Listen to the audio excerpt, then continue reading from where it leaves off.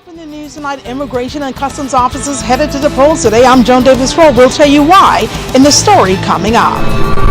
The Minister of Education, Science and Technology bringing good news for government schools on Grand Bahama. Details straight ahead. The Coalition of Concerned Citizens speaking out against the disconnection of power at government schools on Grand Bahama. That story straight ahead. The Bahamas Tonight, the Northern Edition, starts now. This is the Bahamas Tonight, the Northern Edition. Good evening, I'm Sabrina Brown. Thank you so much for joining us. Minister of Education, the Honorable Jerome Fitzgerald, weighing in on the recent turn of events with the Grand Bahama Power Company. The power supply to public schools was turned off over the past couple of days due to non-payment. While on Grand Bahama today, the minister commented on the situation. Megan Shepherd reports. The Minister of Education, Science and Technology not happy at all with the disconnection of electricity at public schools on Grand Bahama. Minister Jerome Fitzgerald says the government has had ongoing dialogue with the Grand Bahama Power Company, and it is unfortunate that power was disconnected, especially since it affects children and the education system. I don't know what the total outstanding was because the amount that was sent, I know, included a variety of ministries, not just the Ministry of Education. So although the Ministry of Education's lights were actually cut off, the schools, there were other government entities that were paid at the same time. It's just that the dispute on the billing has been with the Ministry of Education for some time now, and that's why I was surprised and other people were surprised that they would have taken that position knowing the ongoing dialogue that's been going on between us. But you know, as I said, we've addressed it. It's unfortunate. Minister Fitzgerald says he commends teachers and administrators for their commitment to the parents and students. He also thanked parents for their cooperation. The bill was paid yesterday, and so my understanding is that the electricity will be restored sometime today. Minister Darwell has been working very closely with the power company officials here, and he's indicated to me this morning that they should be turned on today. I know Ministry of Finance wired the money in yesterday. I got confirmation of that. Despite this situation, Minister Fitzgerald says the government never wants to create tension between itself and businesses operating within the country. Megan Shepherd, ZNS Network News.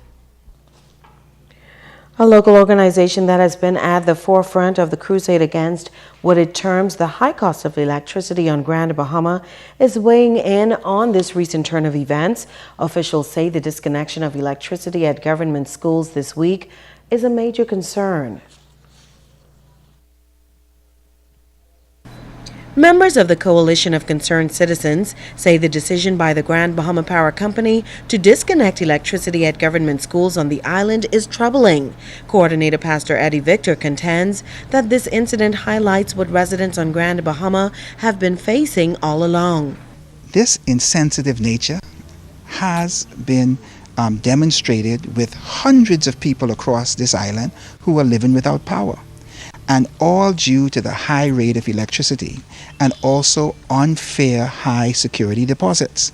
Reverend Glenroy Bethel believes the power company is not only taking advantage of the Bahamian people, but the government as well. The concessions that the government has given this company, Amera, in the millions of dollars. We're talking about all the bonded plates, the millions of dollars and parts and supplies all through Grand Bahama, and the fuel, that's right, and the fuel. For them to take this kind of action in our community, it's a slap in the face. So what we're simply saying is that we want our government to take some action. Pastor Margot Victor believes the government should have more control of utilities on the island. Utility companies should remain in the charge of the government or jointly with conscionable, responsible corporations. Yes. We are now in a dilemma in Freeport that demands the government of today to implement policies to force the power company to bend or break for the restoration of the livelihood of this city so that businesses can prosper and people can regain their human dignity. They say the disconnection of power at public schools also brings to light other critical issues. Only the operation of the school is hampered, but also the security of the school.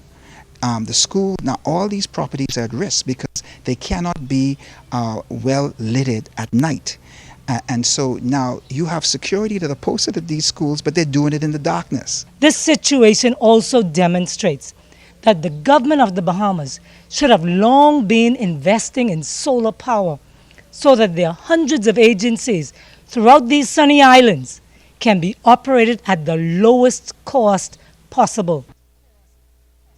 Now, the power company continues to maintain that its rates are among the lowest in the region, and officials say they will not discuss the accounts of any of its clients with the media. The government moving one step closer to addressing the health and environmental concerns in the Lewis Yard, Pinders Point, and surrounding settlements. Residents of those communities neighboring the island's industrial park have been expressing health and environmental concerns for many years. Last March, the government reached out to the Pan American Health Organization and the World Health Organization for guidance in addressing the concerns. Minister for Grand Bahama Dr. Michael Darville says a comprehensive study will be carried out and a contract could be signed as early as next week. It was a lot of work to put it together, but we were convinced that the credibility of the study must come with a stamp from a well-respected organization, and what other better place than PAHO and WHO that will guide us with the health and environmental risk assessment for Pinders Point and Lewis Yard. That will definitely tell us what we need to know going forward, a conclusive study, and we will be operating that study from here in conjunction with both local, national, and foreign consultants to ensure that the study meets the international criteria and we are able to put an end to the vexing issue of what are the health and risk assessments for the individual who live in that area and the surrounding area. The Department of Labor on Grand Bahama conducting its third poll in 2 days as the rank and file members of the Bahamas Customs and Immigration Allied Workers Union held its election of officers today. Joan Davis-Roll reports. Vice President, Assistant Secretary, Trustees. The election process getting off to a slow start. 150 of the 1,100 members of the Bahamas Customs and Immigration Allied Workers Union eligible to vote here on Grand Bahama. They began casting ballots as Department of Labor officials facilitated the voting process. Assistant Director of Labor, Harrison Sands. What they are voting for is the Vice President, the Assistant Secretary General, and the trustees. Now, the President and Executive Vice President, they went in unopposed. Among the union officials elected unopposed to the position of Area Vice President for the Northern Bahamas is former Executive Vice President Darren Brooks. It's another opportunity to serve the people and to try to do my part in my own small way to get our issues resolved, and again, just to serve the people. Brooks says Friday's poll to determine his leadership is indeed significant. This as the union has a laundry list of issues that needs to be addressed. We had a number of trade disputes that were filed. Presently, we still have 2 active strike certificates. We have some matters before the courts that I can't comment on, but for the most part, a lot of our issues still linger. The number one issue still is going to always be health and safety and proper compensation. As it stands right now, from last year, I could say that we've received a number of complaints from staff members in the C.A. Smith complex regarding what they feel to be is some unsafe working conditions. Such as? In 1 or 2 departments, persons have expressed their concern over growing rumors of a mold infestation.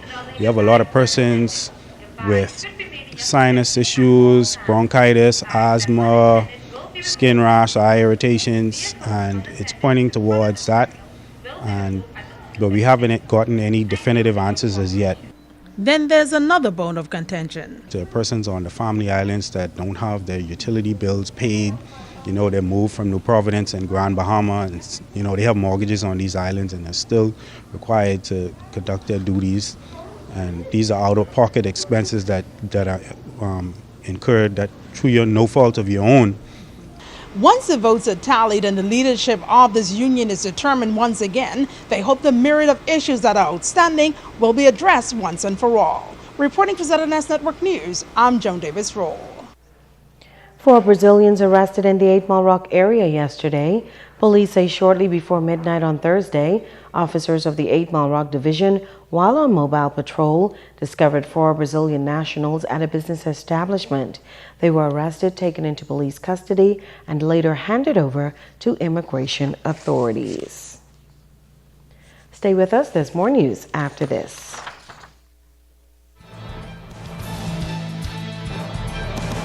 This portion of the news is brought to you by Dolly Madison, Freeport's original home center. The sale of the summer is coming this Friday and Saturday to Dolly Madison Home Center. It's their pre-independence store-wide sale with mammoth savings in all departments. The store is fully stocked with the latest in room-to-go furniture, outdoor living supplies, Whirlpool and GE appliances, Ace Hardware, housewares and paint, Radio Shack electronics and musician supplies, solder furniture, plants galore, and everything you need to celebrate our 41st independence in cool comfort. Dolly Madison's pre-independence sale this Friday and Saturday.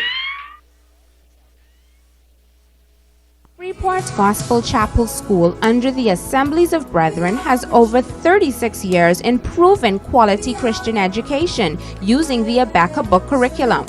A strong foundation in reading and penmanship skills as early as K4 in an enjoyable atmosphere using a consistent step-by-step program. Affordable tuition at $600 per term. Weekly tuition payments available for K3.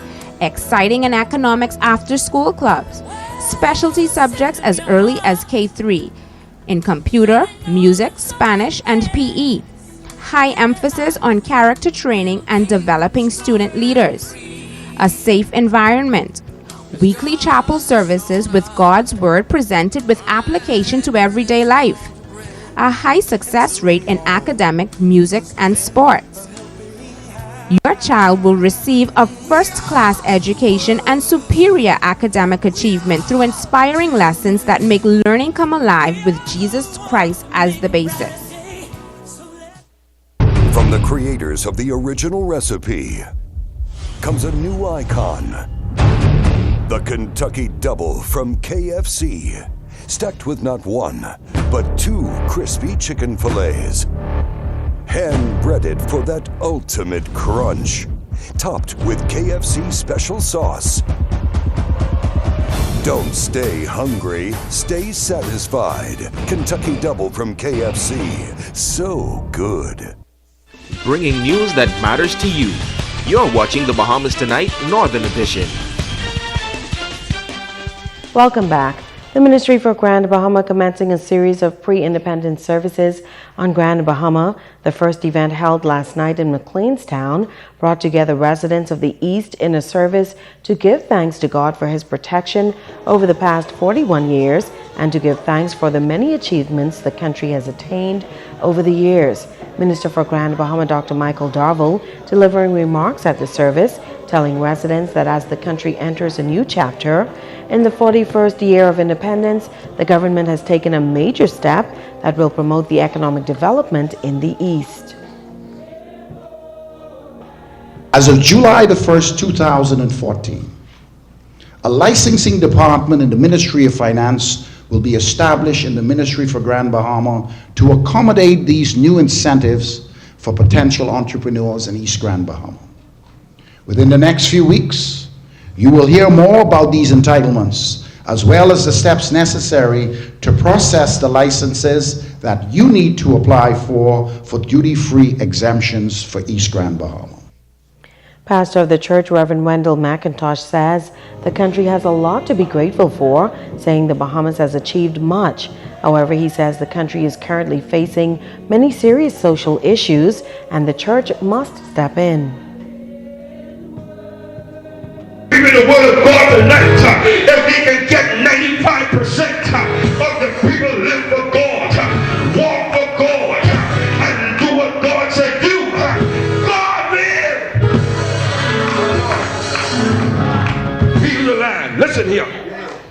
my word. Watch it. If they shall humble themselves and do what? And pray. The thing is, ain't nobody praying no more. My God, when you look in this country, ain't nobody praying. My God, they giving revival after revival, conferences after conferences, but nobody is having all-night prayer meeting. The next Independence Church service is slated for St. Mary Magdalene Anglican Church in West End on Monday night. An historic moment for graduates of the Bahamas Technical and Vocational Institute on Grand Bahama today. Graduates who are now better trained for opportunities in the workforce were admonished to take control of their affairs and focus on upward mobility. Megan Shepard has the details. Another group of Bahamians have taken steps to enhance their professional careers through higher education. The Minister of Education calling the 2014 Bahamas Technical and Vocational Institute graduation historic, as this is the first time the Board of Executives is on Grand Bahama for a graduation ceremony. Minister the Honorable Jerome Fitzgerald telling graduates that they must put action and education together in order to achieve success. Graduates, I wish to congratulate you for your achievement thus far in your careers and your lives.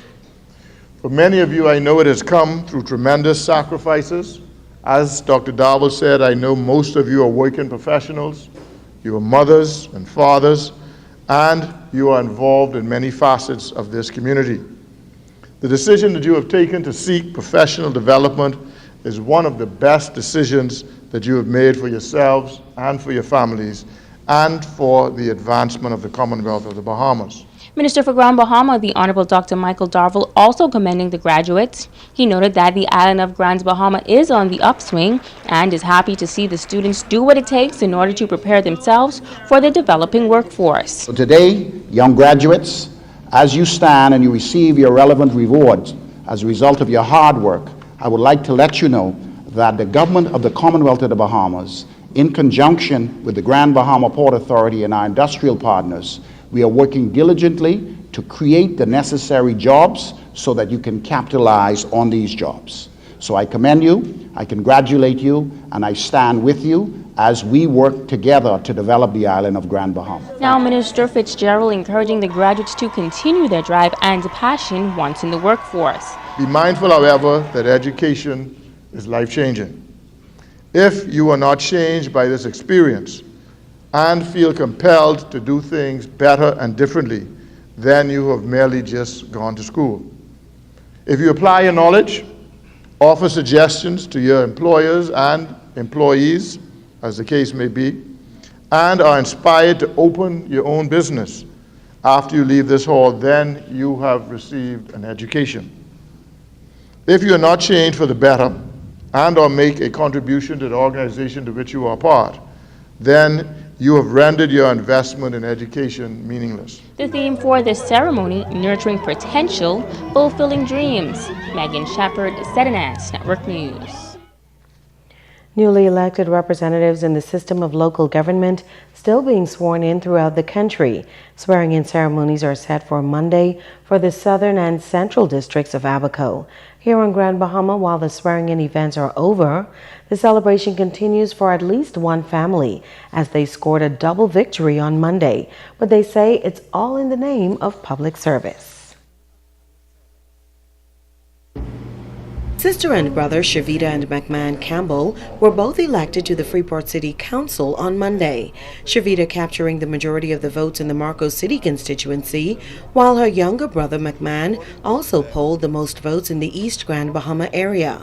Proud parents Clement and Cheryl Campbell say having both of their children declared winners in the local government elections was a defining moment. It's a really good feeling. It's difficult to explain when you think of how far they've come from and the amount of work and effort and time you put into it. People just might say that, oh, the two kids win, and oh yeah, that's good, they win, and we're proud they win, and we're glad they win. But the work and the hours and the discipline. I'm very proud of my children. It's like a new baby, how proud you are.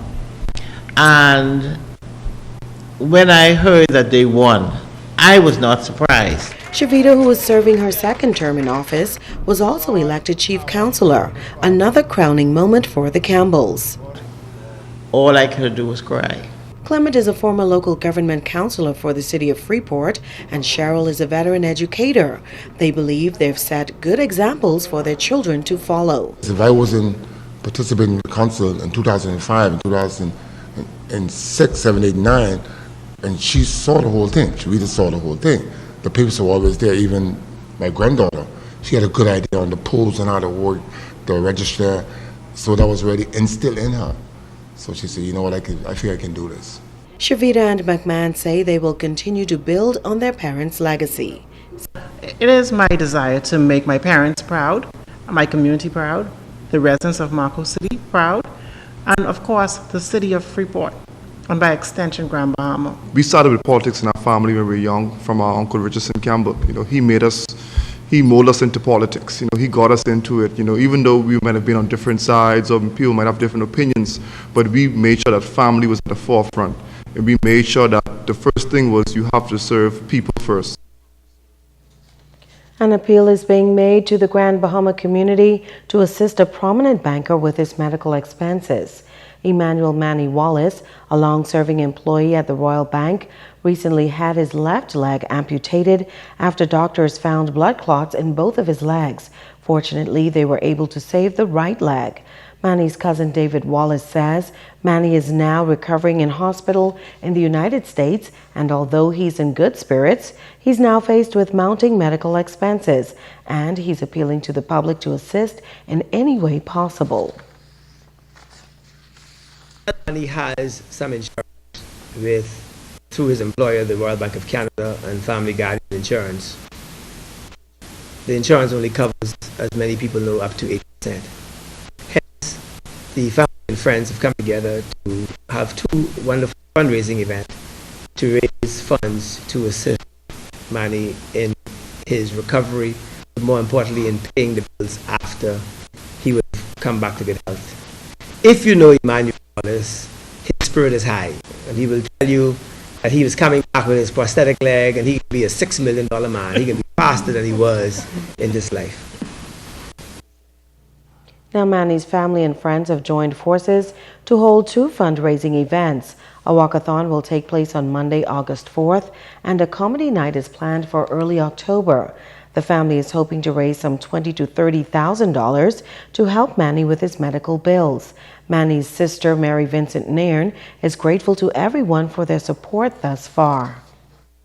Everyone has been very, very supportive. We had tremendous phone calls. People from all over the world been calling us, sending their love and calling Emmanuel. You know, we really appreciate it. But for the past 5-6 days, he's been resting comfortably because he was overwhelmed with a lot of phone calls. And, you know, we know that people really, really love him. Now, if you would like to assist Manny, you can call David Wallace at 727-4282 or Nicola Vincent at 373-4610. Don't go away. Sports is up next with Ricardo Lightborn.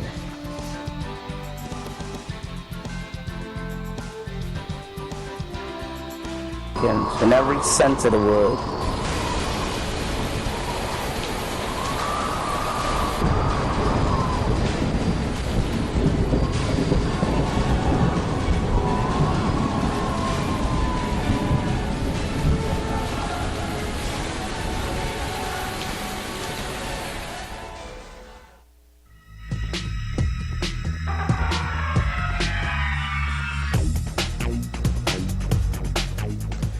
Everybody, welcome to Sports. I'm Ricardo Lightborn. Sports are dedicated to exclusive Clue, a dancing team. They're going to be performing on the Saturday and Sunday at the Evolution of Dance. And boys, you let me down, I can deal with y'all, okay? St. George's Gym will be the venue for the National Powerlifting Championship on Saturday, folks. And now you must check it out. I think I'm going to go out there and show them the real McCoy. The Bahamas Powerlifting Championship is set for Saturday at the St. George's Gym, and many lifters are in the gym preparing. The ladies are also preparing for what's going to be an event for seasoned lifters and the novice. D'Amico Nesbitt says expect stiff competition this weekend. The top lifters in heated competition. We're going to start at 9 o'clock. Weigh-in is at 8 o'clock for anybody who wants to participate. It's going to be male and female using the IPF weight categories. It's the International Powerlifting Federation. It's been a lot of interest, a lot of new people coming out to try it out. We're encouraging more ladies to try it out. So if any ladies out there who you're doing your thing in the gym, you want to test your strength, come out and test it. We're excited about what's going on, what's going to be happening. It's a lot of trash talk, a lot of egos, and it should be a good show. Strongman Zendel Curry Jr. got some work in before the competition at the YMCA gym. He likes his chances and focus. I'm going to be in the 187 to 205 class. Preparation's been pretty awesome. I'm passionate about gym lifting, so it works out to my benefit, but I just wanted to focus on my bench and my legs, getting it up to a higher par so I could be number one, come out on top. Xander, like many of the lifters, will have an edge. They're at home, they're on a mission. A lot of powerlifters now are in Grand Bahama, so a lot of interest is here. Before, it wasn't much going on with powerlifting until a couple of weeks ago. We had a powerlifting competition over here, and once they saw the interest was here, they say, okay, since they're interested, why not bring it down there? So we have about 5, at least coming out of Nassau to compete. We have a few from Long Island. So it's going to be interesting to see what they bring to the table. Check it out tomorrow, folks. Well, the Charlie Clumsy Rubens basketball camp closed out today, and the response this year as far as the basketball camp was very positive. Now, the camp was a summer fixture for boys and girls 7 to 17 years of age, and also the Susan Wallace Center was the Charlie Rubens basketball court. Now, let me tell you that Coach Rubens welcomed the camp as far as the Island Lobsters basketball team for making sure that those guys are able to help out and give back to the community. This year is a proud year for me because I'm getting the kids used to some of the older basketball players. We always say that people just quit the game, left, and don't come back to give anything. They're your words. And I'm proud to say that this year, the Island Lobsters are donating their time, coming out and giving the kids their time. And I want any older player that knows this game, that want to give back to these kids. We start 8:30 in the morning. From 8:30 to 12, they are freely welcome to come and give back. Now, Coach Rubens is going to be heading over to Bimini to go down there to help Sugar and those guys down in Bimini with their summer camp as well. And he's going to be having a very busy summer. Thank you, Coach Rubens, for making sure our kids had something to do in the early part of the month. That's your look at sports tonight.